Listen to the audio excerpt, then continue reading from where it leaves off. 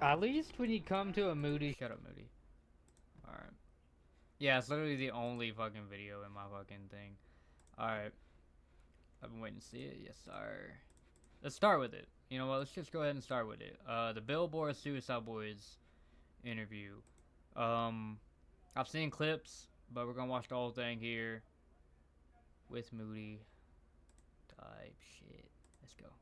I'm Ruby the Cherry. I'm Scrum. We're Suicide Boys. Come spend 24 hours with us in New Orleans.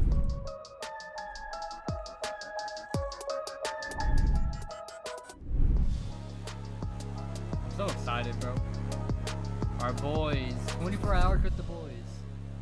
Let's see what we got. Turn that up a little bit.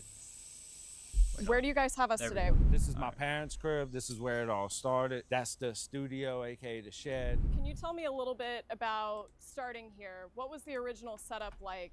The futon was right here. That was his computer station right there. We had a glittery chair that isn't here anymore, but it was really cute. We had black lights in here and shit. I haven't been in here in years, bro. I know. I remember seeing clips and I've seen the black lights and stuff. It felt like a good vibe. I ain't gonna lie. I can't believe he got the AC put in here and everything. He's Look, still got the email list. no shit. That was my email list when I was just producing, and I would just spam beats to everybody's email, you know?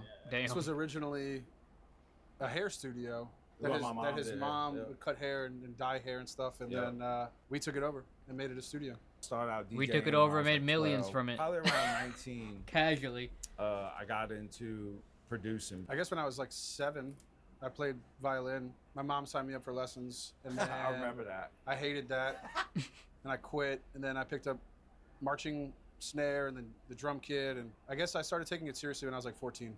We linked up at like 2013. Ruby's and first instrument of the rest is history. violin. When did you crazy. decide to give it a name, and how did you come to the name Suicide Boys? It's like a famous story now, but we were gonna give ourselves till 30 years old, Yeah. and if we didn't make anything crack off by then, we were gonna kill ourselves. I thought it was 28. I might have misread it, but I thought it was 28. Either way, they still did it. cut our hands and shook our hands and made a blood oath that that's what we're gonna do. And I'm 35 now. He's 36, obviously. So we made it. He spent a lot of time working jobs, be it the pizza kitchen at Russell's. I put my time Fuck in. if I know. Laying tile down. Yeah, I don't working even know, jobs, bro. Laying tile, bunch of odd end jobs, doing fucking roofing. Even like doing studio sessions for like $100 a pop. Yeah, just yeah. something. if this didn't work, like we just, and I'm not knocking anybody that takes pride in it. I come from a working class family, so does he, but like, so not knocking that at all, but we just couldn't see ourselves doing that And for the rest of our lives. to be honest, you know, this was something that I was pursuing since I was like 14 years old. And as soon as one band broke up, I'd start another band. And Yo, I always kind of knew it would happen. I just didn't know how or when. I would argue that if, you know, everything. It's all about that grind, bro. These motherfuckers were all about that grind, bro. Ruby said, "Man, one band didn't work out. We going on to the next." I need Scrim's shirt. Hold on, for a reason. Everything has its place for a reason. well, it just you know. to me, it just shows how amazing I need this shirt, bro. Like today. it is that we've made it to this point. Yeah, you know what I'm fucking saying? Yeah. It could have imploded on itself several times. Yeah. And I don't think if we would have gotten clean and shit, Something it that I definitely take would have imploded by Nah, now. we would Pride been in dead. in the Moody channel. Yeah. I mean, you talk about the dysfunction, but we would have been dead. Yeah, fair enough. No, I got the vendetta. Rolling up the letter, suicidal pen letters. Gone and roll the credits. So the first year, we didn't know any better, and this is how shit used to happen. But This like, is just how we thought it worked. yeah, for the first year, we printed out a bunch of 500 mixtapes on We CD had 500 CDs. and we went around to gas stations to Went to LSU to and- LSU yeah. and handed them out. And long story short, got Downtown. nowhere. And then one day, We would walk 10 feet and see every CD we just handed out on the Yeah, floor. yeah. I had Damn. a list of like maybe over 1,000 hip hop blogs that I had oh yeah, accumulated, and we sat there for like a week straight just emailing every blog that was on this list. Yeah. We sent out like over 1,000 emails. from numbers to A to Bro, Z. Yeah. imagine We one maybe of got those 2 write-ups blogs. from that. Dude, Out of- imagine one of those blogs. I wonder what they're thinking right now. They probably saw an email from like some Suicide Boys or whatever.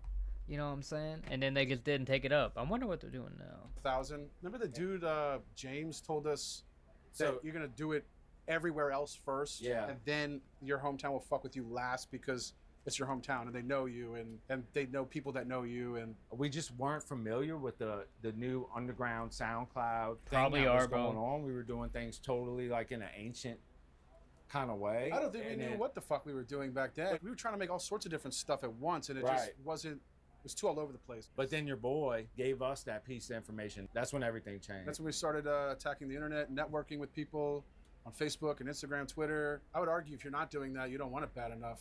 fact. I tell Yeah. kids all the time when they ask me, "What do I do to do this?" I say, if you're not eating, sleeping, breathing, drinking this shit, Yeah. find something else to If you're do. not Fucking rip. That you don't want it bad enough. People on Facebook and Instagram, Wind it Twitter. back. I would argue if you're not doing that, you don't want it bad enough. That's what I'm Fact. I saying. tell Yeah. kids all the time when they ask me, "What do I do to do this?" I say, if you're not eating, sleeping, breathing, drinking this shit, Yeah. find something else to If do. you're not a psychopath about this, then If you have it's not gonna work out. any regard for your own life, Yeah. Right. You know. Right. See, that's some fucking facts right there, bro. That's some fucking facts right there, and that's something that everyone needs to take. Like, and another thing is you gotta be comfortable with putting yourself in uncomfortable positions to get yourself to where you need to be. You know what I'm saying? Like, sometimes you just gotta go outside your comfort zone is what I'm trying to say. Can you turn the video and you up? I mean, I don't. I mean, Right. the video's Yeah. up like all the way almost.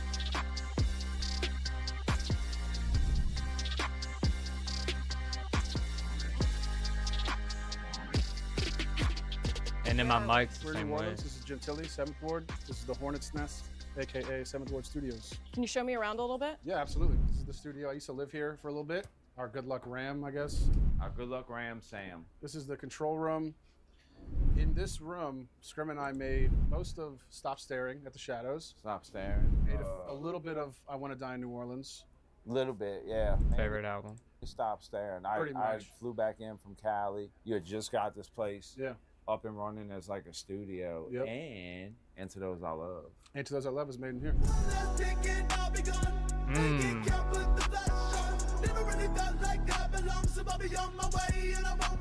This is the vocal booth room. I don't think maybe one Suicide Boys verse was done in here as of now. Yeah, this is new. This is newer. Yeah. We got the vocal booth in there. Look at that shit though. Damn. I forget what verse I did. I want to say, Didn't you do the Fast and Furious? Fast and yes, Furious I too? did. I did do Yeah. that too. I'm getting nothing. I'm broke as hell. It's cool, but I ain't getting nothing. I can't. They always come out with it when I'm broke as fuck. And I think like one or two tracks off long-term effects of I suffering. want the We ring. just That's like record the right one thing next I to the want from it computer and my that I saw. Fucking right. That's the way we've done it most of our career. Right. And this is just a live room, but we're gonna do some Duck Boy demos. That used to be my bedroom back in the day. We did all of NMJC in this house, which is an old music video, and we did 100 blunts. 100 blunts against this wall before I painted it. We got the DVD collection right here. I used to work at a video rental store called Major Video. That's where I stole most Bro, of these. my dad got some How old were you DVD when you were- 18. Yeah. 18. stand like Yeah. that. That was the only job I ever had that wasn't at a restaurant. This house is like a shrine to Sopranos. You'll see some Sopranos art, some more Sopranos art on that side. And I basically make the guys that work here do a Dude, I need to watch The Sopranos. Wait. 23 times they watched The Sopranos. Sopranos run-through Jesus. count. Right now we're at 23. Jesus. That's how many times the entirety of the show was played in this house as background shit. Kind of talked a little bit about how you guys got started, and I want to bring us a little bit more to the present day with what you're working on with G59. Why did you decide to go that route in founding your own record label? We never wanted to be signed to someone else. For better or worse, it doesn't matter. Like, we wanted to be our own thing. And not only that, but develop it to where we can sign artists and we can bring, the brand can bring something to the table to help push these artists and make these other artists bigger, do whatever we can to help make them bigger. From the jump, even when we're done and we hang it up, we want that to live on. Do you guys consider yourselves to be like entrepreneurs as much as artists, or do you really feel like the Who's the latest signed G59 member? Who was the last member that got signed? I know it's been a minute. Can't think of it. I don't know in order how they got signed. The art always has to come first. Yeah. Like first and foremost, the art has to be not only presentable, but it has to have substance. It has to be packaged nicely, because I think that's the lifeblood of G59. Is the music, is the everything that we do that's on a creative level. But I Dill? do think that we are to a certain extent also entrepreneurial, considering that we're running a few different businesses in one: merchandise, touring, Dude. the records, the music videos, all that kind of stuff. And we used to do everything. Like, Everything. Designing the album artwork, designing the merchandise, making the beats, which we still Videos. do, making the videos, actually going to the post office and shipping out all the clothes that were ordered. sitting there and Um, typing up, because I didn't have, like, people can get the orders and print it. Dude, It's all, like that's dedication too. Like Jesus Christ, everything. Dude, imagine the workload these boys had. Jesus Christ.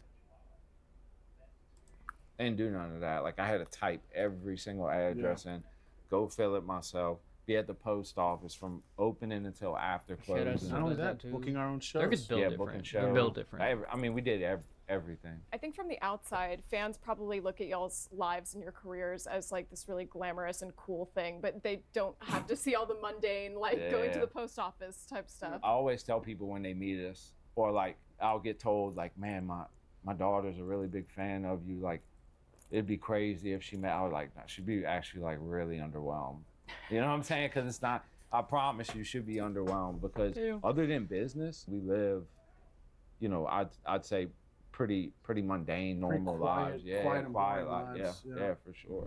And this new album is coming out in August, so can you tell I mean, I us a little bit respect that. about the new album, if there's any tracks you really hope that people... Ooh, All of them. all of them. All of them. Yeah. Comes out August 1st. That Kingdom Bruh. Come.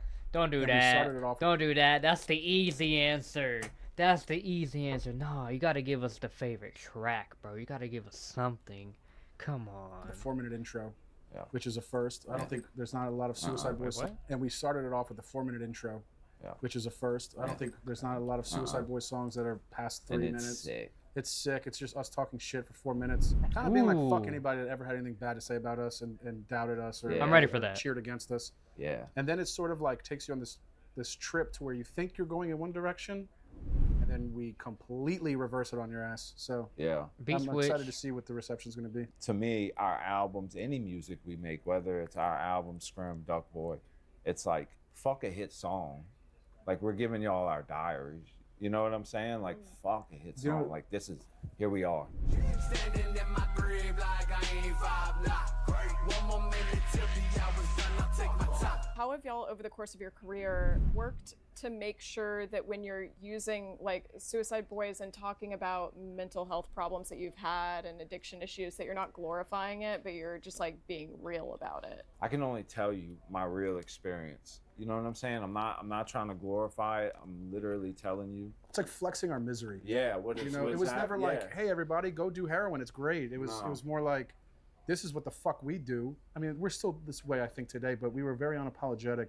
I didn't feel like we had to explain ourselves to anybody. And I think a lot of the glorifying of the drugs was sort of masked in that, when it was more so like us just opening up and talking about what was going on in our Yeah. life. But we like to like take what flexing normally would be and flip it on its head to where like I we w- flex it, we're broke, we're flexing, we're on drugs, whatever. I will say that. I mean, hey. That ever since I got sober. I mean, hey. And this happened by accident. what I do. But ever since I got sober, I gave that speech that we do at the end of the show. I gave it at the end of a festival. Please understand that you always got me and Ruby with you. We understand, we get it. Y'all are forever our family. Y'all are forever our brothers and sisters. I do feel a responsibility to say, hey, listen, this is where we were. Y'all have seen us at this point. This is what happened, and this is where we're at It's the now. it's and if like the it best can part of the happen show. For us, it can happen for you too. So there's hope. That speech has become very important to us to let them know they're not alone, and if we can do it, like they can do it too. And you don't have to live like that. Bruh. I You know what remember, I'm saying? I remember in 23 when I first heard that speech. Shit, I needed that shit. I needed that speech, and low-key, that speech kind of like drove me to kind of do content on TikTok, which led to YouTube, which led to right now. So it's kind of like a chain reaction, a domino effect. But dude, that speech, oof, it did something to me that day. Yeah. When y'all came up, there was a lot of activity on SoundCloud. There was a lot of activity in kind of this emo rap genre. Some of those people have not stood the test of time, but you guys have, and you're still growing. What, 10 years later? Yeah, something like that. I wouldn't 11 now. 11. see. Would you? Because I feel like when someone says emo rap, I don't really consider Suicide Boys emo rap like that. I don't know. It's kind of weird because every time I hear emo rap, I just think of like SoundCloud, Goose WRLD. I mean, I guess you could throw them in there, but nowadays I wouldn't consider Suicide Boys emo rap. Nowadays, you could probably make an argument, I guess, back in the day, sure, but they've kind of, yeah, like you said, they kind of carved out their own little thing. Like I wouldn't consider emo rap anymore. But you know, we all have opinions. Music genres now are just, there's so many that you can't.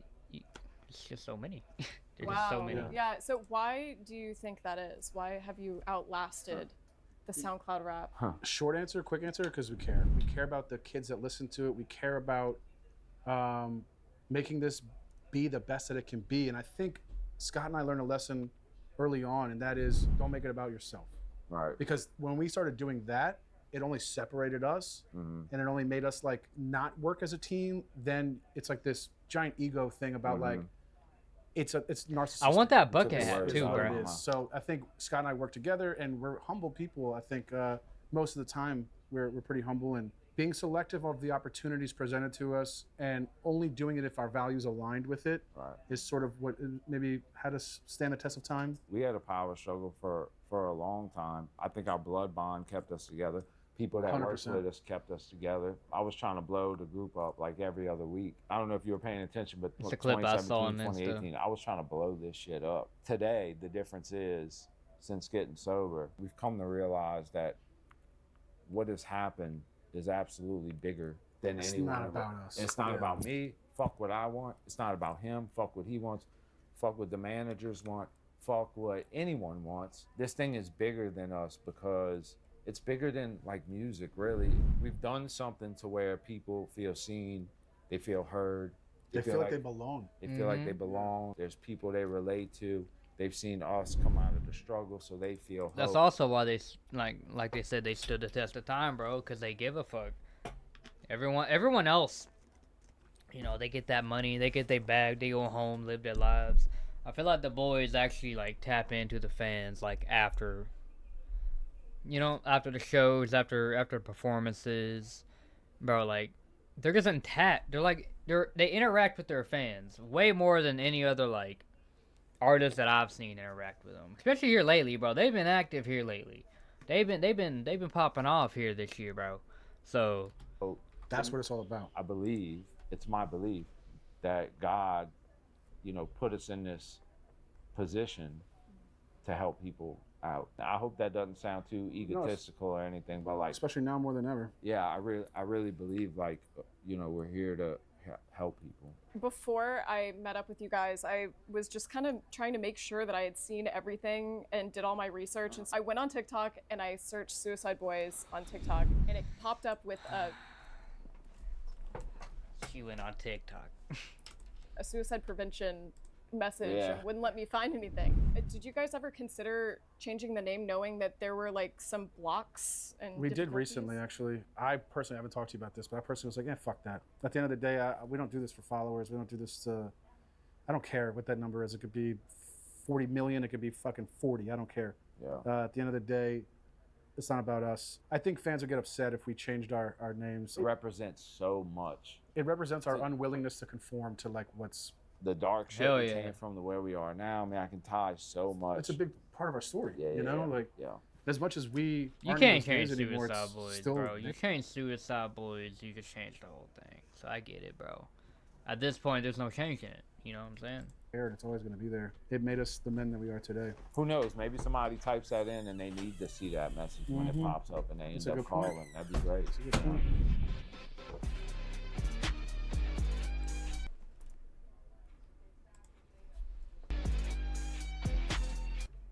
Oh my god, dude, my headphones headphones are fucking up. It's the end of the day. What is this next location that you're showing us? We're in the 9th Ward right now. This is where one of the spots I used to come and buy dope. You guys shot a music video in here, right? Yeah, We I was about to tell you that. We This did, is yeah. where Not we Even shot Ghosts. Not Even Ghosts. Yeah. Okay. Or This okay. Empty. Kind of walked in for one of the Here, shots actually, yeah. right here. This was a fire Kinda video. like we One of my just favorite did. videos. Walked up to the altar, and that's where we finished the video at up there. Yep. Also, this church is gorgeous. Yeah.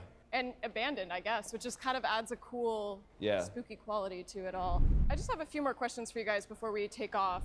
You guys had your first Hot 100 hit last year with Us Versus Them. Did we? Yeah. Well, yeah. that's news to us. That's great. Okay. It was number 96, and I'm wondering if chart achievements Really? or something Wait. that matter to you guys. Well, I thought they charted in the past. I thought they charted in the past. Moody photo shoot at the church win. Whenever I can get my ass down to New Orleans in the 9th Ward. It's really well taken care of. I feel like a lot of churches that get, I mean, it might be like a historical building. You know,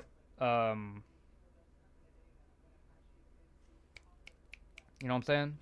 Because some people, like, when, like, abandoned buildings get abandoned and they have historical value, they'll keep it upkeep, so. Obviously not. Yeah. I Yeah, don't we know. wouldn't even. I mean, it's cool. We don't take it for granted. Like, if it happens, that's great. But you know, it's not what we're aiming for, and we're not really checking like that. But I mean, if it does happen, then yeah, absolutely. Like we're grateful. Are there any achievements that you guys haven't hit yet? You've had a lot of success over the last 11 years. Is there anything that's still on the bucket list?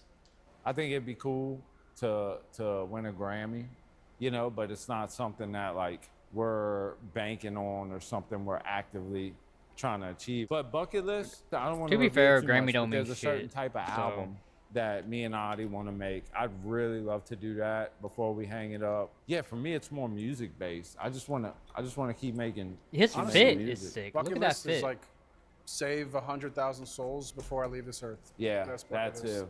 I Yeah. love that. Yeah. I love that. And so you guys, I heard him. Like, man's already way past that number. I think that number has been way surpassed. So I think they have a new Already- album coming out, and then you're going I think they already surpassed that goal by like tenfold.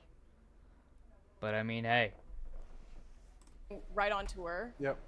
What are you most excited about this year? Between Duck Boy, between Scrim with the solo drops, between working on this new SB album and that coming out, and all the videos we're about to do. Here's the thing with tour. I used to hate it. I'm a homebody. Now I hate it. Yeah, He loves it. I like being in my studio at my house. I don't go nowhere. But my wife reminded me when I was bitching one time that like this isn't gonna be forever. So don't take it for granted and like take it in. It really did change my outlook on it to where I look forward to it. But anytime me and him are consistently dropping music, like however that looks, and we're working on something, He's a happy camper. yeah, I'm good. Where do you guys see yourselves in 10, 20 years? Are you still doing the Grade A tour? Are you chilling back?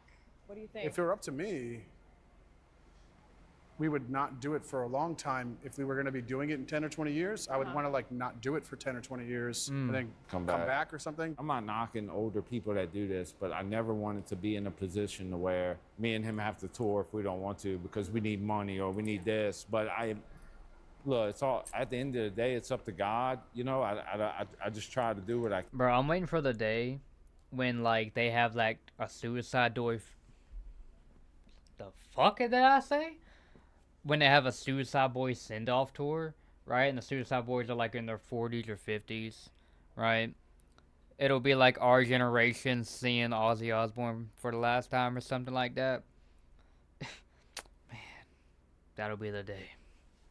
Can and I don't try to like whatever he got planned, I'm with. Suicide but, Boy, like yeah, I the said, fuck? if it was up to me, I would like to see Grade A continue Yeah. to where even when we're not on it, It's still a thing. it's still a thing Okay. that happens. You Honestly, know? 10, 20 years, taking my kid to the Yeah. soccer game that he's Yeah, playing. 10, 20 years taking mine to baseball. If I'm being honest, I can't see my life without music.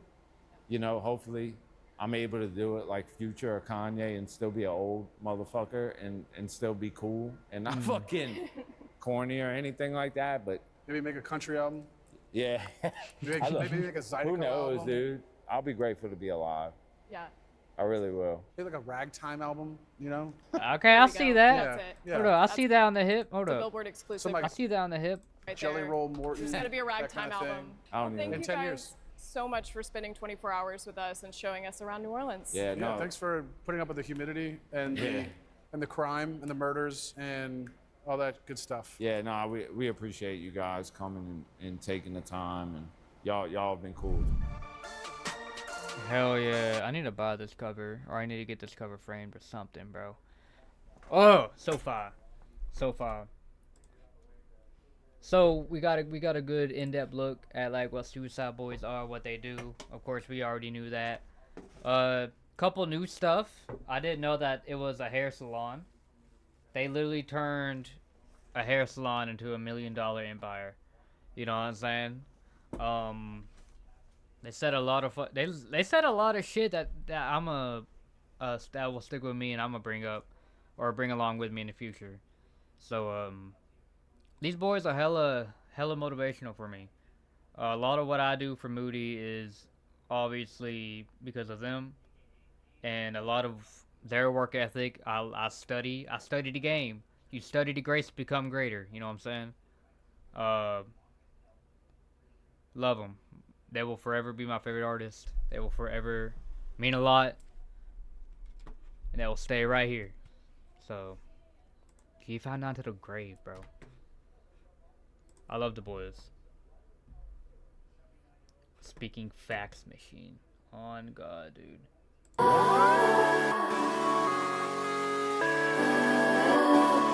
We're sorry.